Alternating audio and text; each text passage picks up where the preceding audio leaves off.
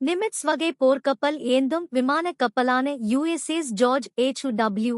Push தற்போது மத்தியதரைக் கடலில் நுழைந்துள்ளது. இதன் மூலம் அந்த பகுதியில் உள்ள அமெரிக்காவின் 3வது கேரியர் ஸ்ட்ரைக் குரூப் ஆகிறது. USS ஜெரல்டா ஃபோர்ட் மற்றும் USS அப்ரஹாம் லிங்கன் ஆகியவற்றுடன் இணைகிறது.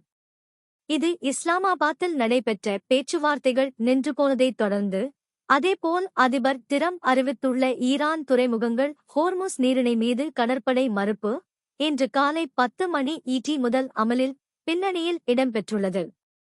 ஓபன் சோர்ஸ் கண்காணிப்புகள் அதன் வேகமான நகர்வை உறுதிப்படுத்துகின்றன.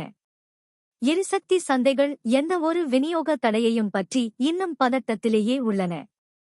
முடிவாக, கடற்படை மறுப்பு மற்றும் போர் நிறுத்த பேச்சுவார்த்தைகளின் மத்தியில் அமெரிக்காவின் முக்கியமான கடற்படை திரள்வு நடைபெற்று வருகிறது. உங்கள் ஆதரவு எங்களுக்கு முக்கியம். சப்ஸ்கிரைப் செய்ய மறக்காதீர்கள்.